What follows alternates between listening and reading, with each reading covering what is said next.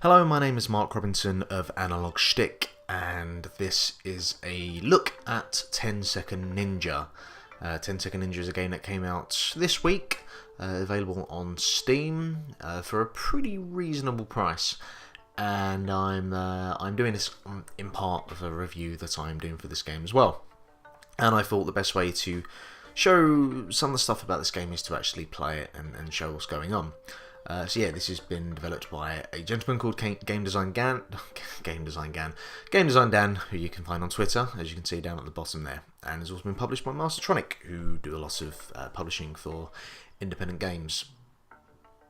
So, this game contains flashing images. It is advised that you do not play if you suffer from photosensitive epilepsy.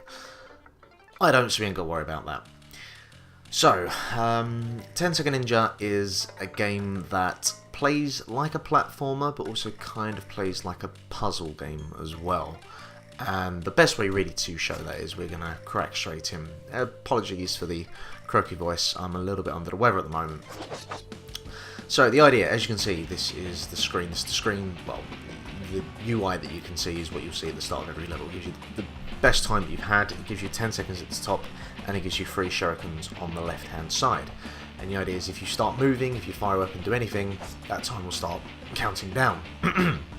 When it gets to the end of the 10 seconds, that's it, you need to do the level again. So, as you can see, fail.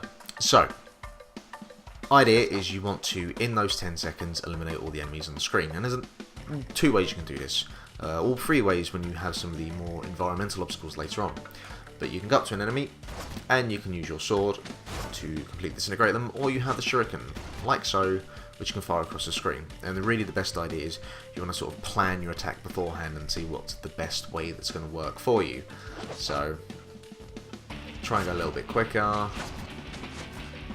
but it's still not quick enough. So really, for a level like this, you want to do something along those lines, but still trying to get that 0.16 of a second off is quite difficult. And obviously you can see you have 3 stars to work with. Your 3 stars is the aim that you want to get. Doesn't always work out like that way. So we will go on to... I'd like to go on to the next level. We'll do it this way. Right, yeah, so next level. And go. The controls are not what you might expect at first. With a game like this and the way it plays, you might think it has that floaty feel in the types of games like Mario and Super Meat Boy, but it doesn't. It kind of sticks pretty true, where regardless of how you jump, or regardless of how you push the button down, it doesn't change how high you can jump. So you've really got just the one height of jump to work with. Which is kind of annoying, because it's the kind of thing that could really take millimeters of seconds off of your time, which might not seem like much, but in a game where you're trying to do a level in 10 seconds, it kind of is. So that wasn't a particularly good time, so let's try and be a little bit quicker this time. Boom. Yeah, it's better. Yeah, so... as you can see, spikes are a big no-no. You want to avoid them because they will kill you. And it has that vibe of, you know, one more go, and that's the kind of thing you would see in the likes of Super Meat Boy, where this game it's got quite a bit of attention for sort of being a little bit like. But as I said, I don't think it's exactly like it. I think it stands out on its own because it plays more like a puzzle game, where something like Meat Boy is about just reaching the destination of getting to Bandage Girl. And yeah, I think this kind of stands out a little bit more on its own in that regards. When you get to the end, each world is split into 7 levels. When you get to the end of the 7th level, you have a boss battle, which takes place with a giant mechanical Hitler head. Yeah. I mean, the story is not the deepest thing in the world. You know, it's not really what we're here for. But you can tend to look over things like that. Take advantage. You can use the space jump, oh, not space jump, the double jump. You can use it at any time of your original jump, and it comes really handy in places like that. Go back to the menu screen. I'll show you. I'll show you the ice world. I'll show you a little bit of this. Things change up a little bit, so we have obstacles like that now. They, as you can probably imagine, will kill you. Like spikes as well will still kill you. Yeah. So you want to try and avoid that. What is the best way to approach this? Not like that.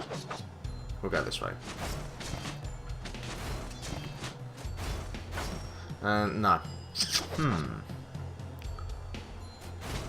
How about this way? That's a bit better. So as you can see, there are different ways you can approach a level, and you can see pretty quickly what way is going to work out a little bit quicker. So for instance, like here, one way is to not die, is to take out two actually. No, you do want to go that way because you want to jump over there, you want to jump up here, take them out, not die. Ah! You see what I'm going for? That was not what I was going for.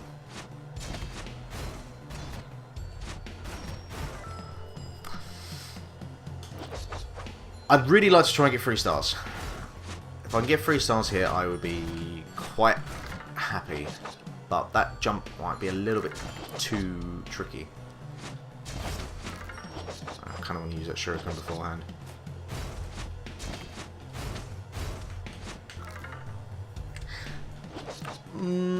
Different plan of attack. Tell you what we'll do.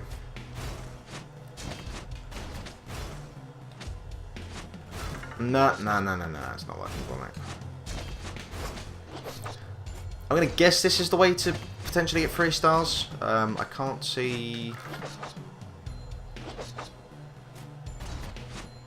So we'll jump left this time. That might work out better.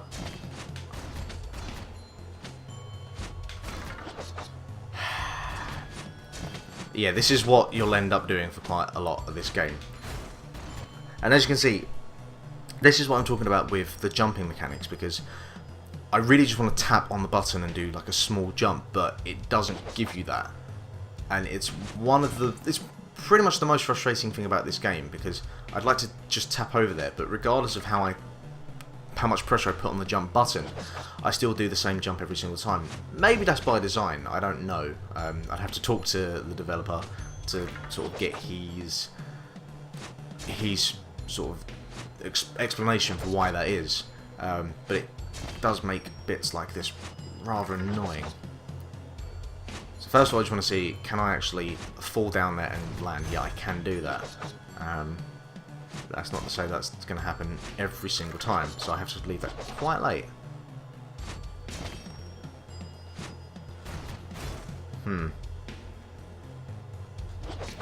What I probably want to do is actually throw the shuriken and then... Okay, how about that? We'll try that.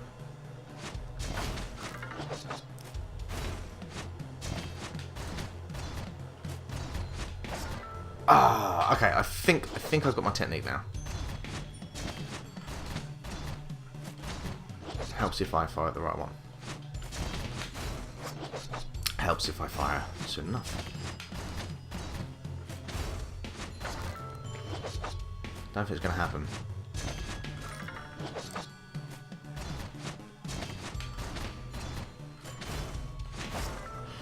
Closer. Although apparently I've done this level a lot quicker.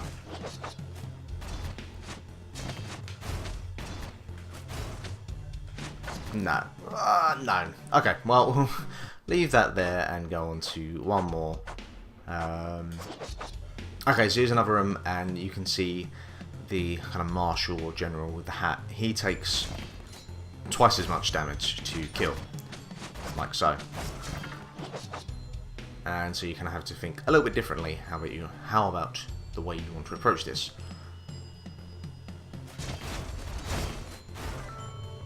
That nearly worked.